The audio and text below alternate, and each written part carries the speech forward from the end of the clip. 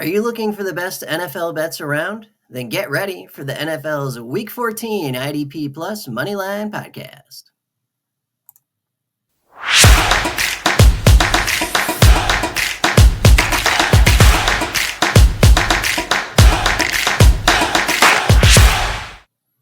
Welcome back to the IDP Plus Moneyline Podcast. How's everybody doing? My name is Johnny the Greek. How are you guys? Hope you all had a great Thanksgiving. Happy holidays to everyone. We are back for Week 14. We had a very good Week 13, back to our winning ways at 9-6 overall last week. Only 1-2 in the article, but you can't always get what you want. So I'll be perfectly happy with the 9-6 in here last week. So we got some great bets for you for Week 14. We do have 6 teams on bye this week, so options are limited, but we'll get into it here in a second. Before we do so, though, just a reminder, these are not even suggestions. We're just discussing the bets I might be making personally. Set a limit and stick to it. For help with problem gambling, please call 1-800-GAMBLER.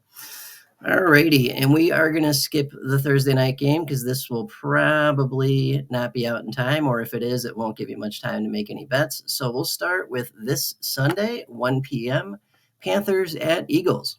As things stand currently, Carolina is getting 12.5 points. Philly is given 12.5, round about -110 either way. Over under of 46 points. Money line is Carolina plus 470, Philly minus 650. And I think I've got something that lines up well for us for this week. I want to take Chuba Hubbard under 59.5 rushing yards at -115. So he's going up against an Eagles defense that is the 7th overall in rush defense to start with. So that's not a great matchup to begin with. Philly is favored by almost 2 entire touchdowns. So we know Carolina is going to be in a negative game script and probably pretty quickly. So rushing opportunities will be capped to begin with. Beyond that, Jonathan Brooks has been stealing carries the last couple weeks. He had 6 carries last week. There's all kinds of reports all over Twitter about him getting more this week. Hubbard has also been under this line the last 2 weeks. So he's not doing this really, to begin with. So those are also coincidentally the 2 weeks where Brooks has been getting snaps. So a lot of different factors lining up for the under for Chuba Hubbard this week. So I think we're looking good there. Under 59.5 rush yards at -115. All right, and that'll take us to the next 1 o'clock game. We got the Raiders going to Tampa Bay to play the Bucs. Right now, Vegas is getting 6.5. Tampa Bay's giving 6.5, -110 either way. Over under of 46.5 points. Money line is Raiders plus 220, Tampa Bay -270. And I think we got a good one here as well. I want to take Aiden O'Connell over 229.5 passing yards at -115. This is going up against a Tampa Bay pass defense that is now the 3rd worst overall in the league. They allow 258.3 pass yards per game. O'Connell literally just threw 340 yards last week against an exponentially better pass defense in Kansas City. This lines up well. Not a great secondary. There's been lots of fluctuation there. They just got their starters back from injury. Tyke Smith has been out the last few weeks. They've had Izzy in as a backup corner. So, we've got injuries, we've got replacements, we've got a secondary in flux. It's not a good secondary. Tampa's, favored to win this game by a touchdown. So Vegas will probably be in a negative game script at some point, forced to throw more often than they want to. So yeah, lots of different factors coming together, and they all point towards Aiden O'Connell over 229.5 passing yards at -115. All righty, next 1 o'clock game, divisional showdown. We got the Jets going to Miami to play the Dolphins. Right now, New York is getting 5.5. Miami is giving 5.5, -110 either way. Over under of 45 points. Money line is Jets plus 205, Miami -250. And I think Devon Achane over 57.5 rush yards at -115 looks pretty good this week. He has only done this in one of the last 3 games, but last week against Green Bay, he never had a chance to even get started. I think he had just a few carries. I was looking at this earlier. Green Bay jumped on them so fast in that game last week that they were immediately stuck in a negative game script. And had to just try and pass their way back into it, never had a chance to establish the run. I think they will be able to do so against this Jets rush defense that's allowing 126.3 rush yards per game. That is within the worst third of the league. And it's just a bad Jets team to begin with, right? Like there was talk about shutting down Rodgers for the season. He's got his dumbass documentary coming out here on Netflix in a couple days. That seems to be all he cares about right now. Football's not up there. So I think this all lines up very well for Miami. They're up against a suspect rushing defense to begin with.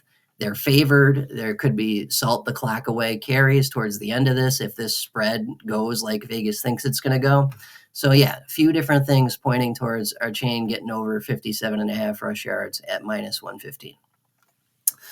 All right, next 1 o'clock game, another divisional showdown. We got Cleveland now going to Pittsburgh after Pittsburgh came to Cleveland a couple weeks ago. Cleveland's getting 6.5. Pittsburgh's giving 6.5, minus 110 either way. Over under of 43.5 points. Money line is Cleveland plus 220, Pittsburgh minus 270. I mean, you could absolutely take a Jameis pick here. That holds true just as much as it did last week when he threw 3 of them. He's still throwing over 1.25 interceptions per game.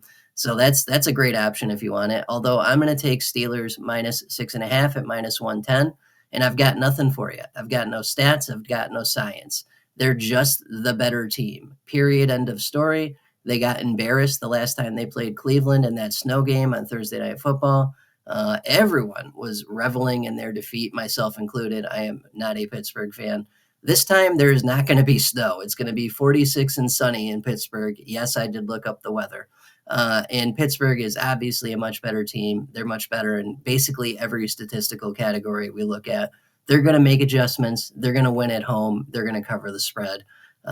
Just a gut feeling. So, skip on it if you don't like the reasoning. But I'm pretty sure Pittsburgh's going to crush them this week. So that's what we're going with. All right, make sure you're prepared for the home stretch in fantasy playoffs with IDP Plus. Use the promo code PROPS, PROPS, for 20% off your subscription. Gain access to exclusive tools, in-depth IDP articles, and much, much more. Plus, don't miss out on the private subscriber Discord channel. Sign up now at idpplus.com/membership. All right, that'll take us to the next 1 o'clock game. Should be a good one. We got the Falcons going to Minnesota to play the Vikings. Right now, Atlanta is getting 5.5. Minnesota's giving 5.5, around about minus 110 either way. Over under of 45.5 points. Money line is Atlanta plus 200, Minnesota minus 245. And I'm gonna jump on the bandwagon a little bit. I know it's not an original thought, but it is likely to happen. I'm going to take Kirk Cousins to throw an interception at minus 165. Against the 4th best team in the league for sacking the quarterback at their place. They've also got the better turnover differential, Minnesota at positive 5 to negative 6 for Atlanta. Cousins threw 4 picks literally last week and has thrown an interception in 3 games consecutively now. Atlanta is starting to swirl the toilet a little bit. And Minnesota applies so much pressure on defense. They're going to have Cousins in hell this week. If anyone's seen that pass rush that Minnesota has, it is absolutely ridiculous. And they're going to be at home, trying to keep up with the Lions for the divisional race. Atlanta's not going to be much more than a speed bump for them, I don't think. But we're not interested in that. We've got a great pass defense. We've got a really good defense of rushing the quarterback. We've got a quarterback that's been throwing picks every week for the last 3 and is coming off throwing 4 picks last week and does not look right. Period. End of story. So I think we're good here. Cousins to throw a pick at minus 165.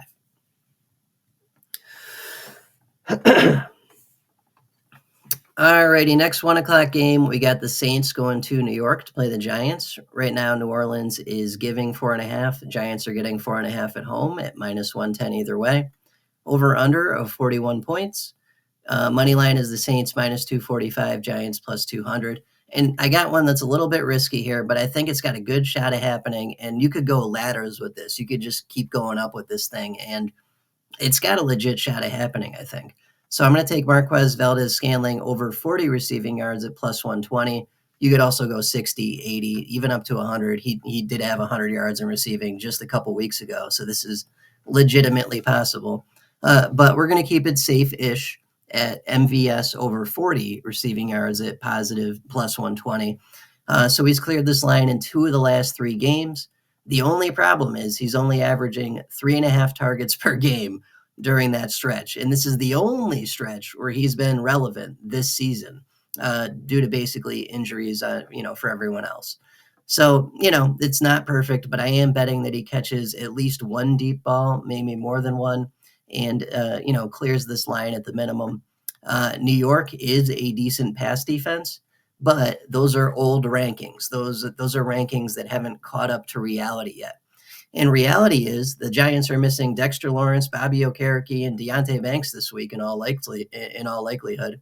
Definitely Lawrence, definitely Okereke, probably Banks. So, that's 3 of their starters on defense, a starting corner, Dexter Lawrence, who applies the most pass rush pressure on the team, and then Bobby Okereke, who's in the middle and the captain of that defense. So missing those guys is not going to help them stop this. It's going to hurt them. So I think we got a decent shot at this MVS over 40 receiving yards at positive plus 120. All righty, next and last 1 o'clock game, another divisional showdown. We got Jacksonville Jags going to Tennessee to play the Titans. Jacksonville's getting 3, Tennessee's giving 3, roundabout minus 110 either way. The total is 39.5 for the over-under. Money line is Jags plus 142, Tennessee minus 170. And I'm going to take Will Levi over 208.5 pass yards at minus 115. This is in the article this week on idpplus.com if you want a longer explanation. Short version is Jacksonville's the worst pass defense in the league. They allow 273 yards per game through the air. They're probably missing Tyson Campbell, starting cornerback this week.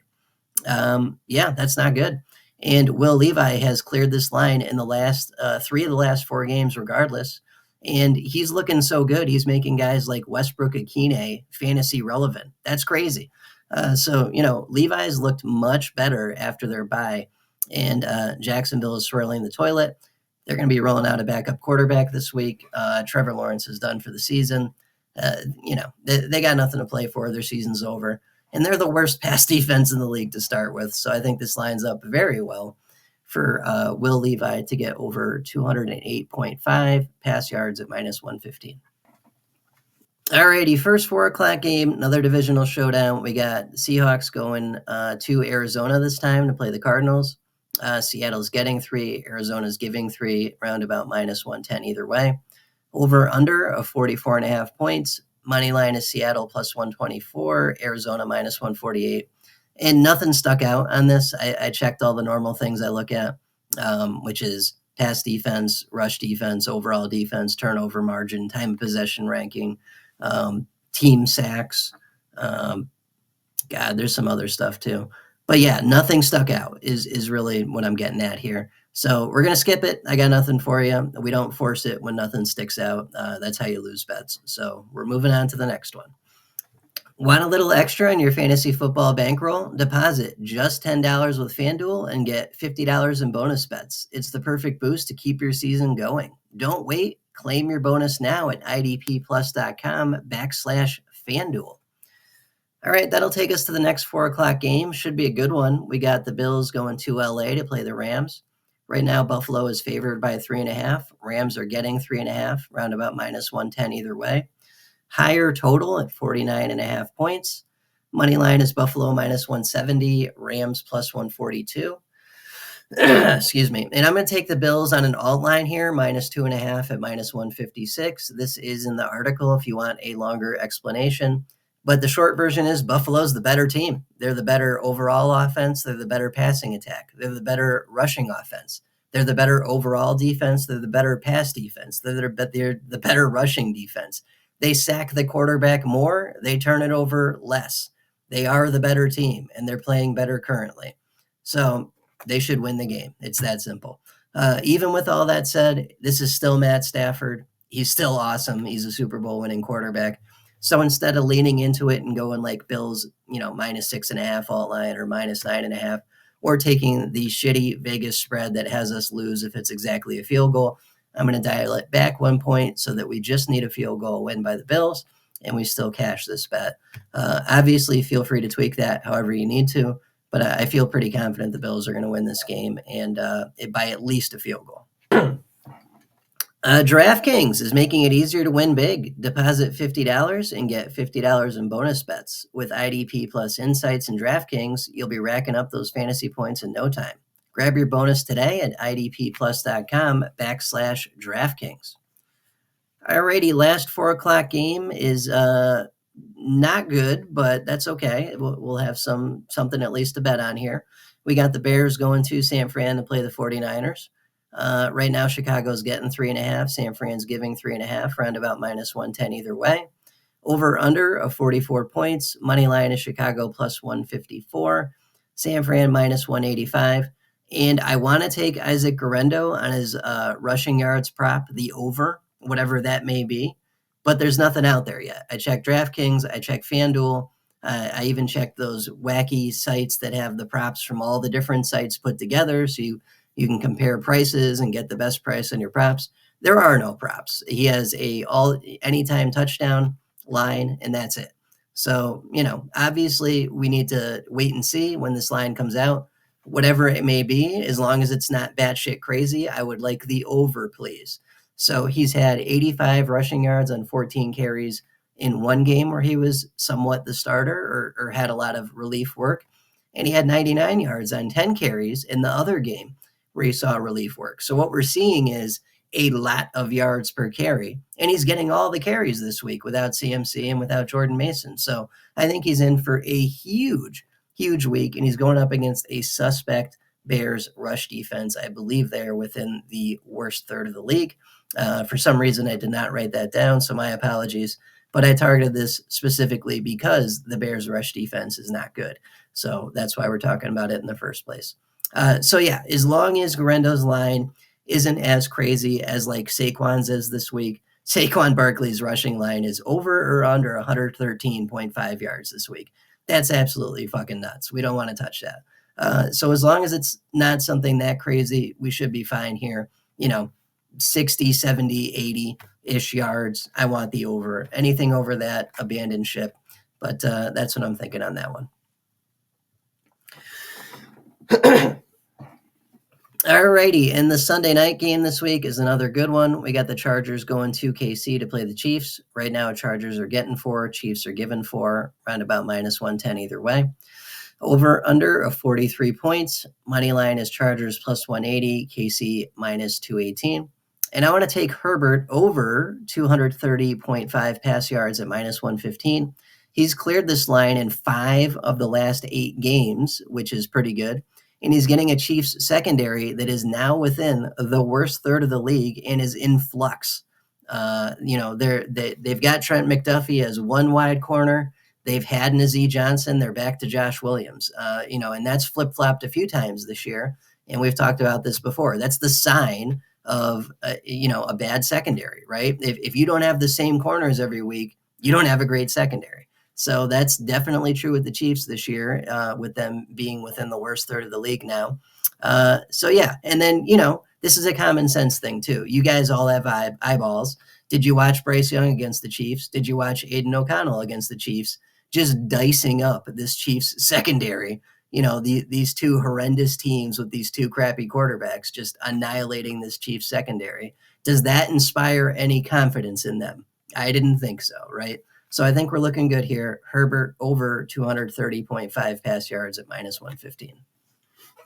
Alrighty, and that'll take us to Monday night. We got which should be a shootout. It's the second highest total of the week. We've got Bengals going to Jerry World to play Cowboys, Dallas and the Cowboys. Right now, Cincy is favored by 5.5. Dallas is getting 5.5, round about -110 either way. Over under of 49.5 points. Money line is Cincy -245, Dallas plus 200. And I think you could probably just go Bengals spread here and be okay. But the problem is the Bengals defense is just as bad as Dallas's defense. And I think we are going to get the shootout that Vegas thinks we're going to get here. So, I can't be sure that Cincy's going to win this game. They lost to New England, for Christ's sakes. So, is nothing sacred with them? It doesn't look that way, right? So instead, we're going to pivot to our favorite thing when Dallas is on the docket, which is targeting their amazingly bad rushing defense.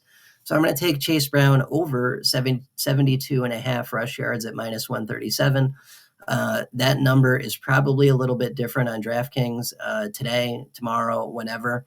I had to get that earlier in the week, so it's probably closer to over 80 at -115.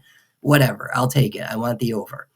This is in the article this week, for further explanation, but the short version is we've got a big total and a small spread in a horrendous Dallas rush defense that is now the second worst across the entire league and allows 147 yards per game on the ground. So Vegas thinks we're getting a shootout.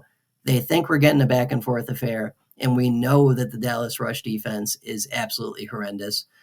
Chase Brown has cleared this line in half of his last 4 games, so 2 of the last 4 games. Dallas is also still a one-dimensional team. They don't have a rush attack of their own. That's going to hurt them in the time of possession. That's going to cause some 3 and outs. They're still turnover prone. They're still marching out a backup quarterback,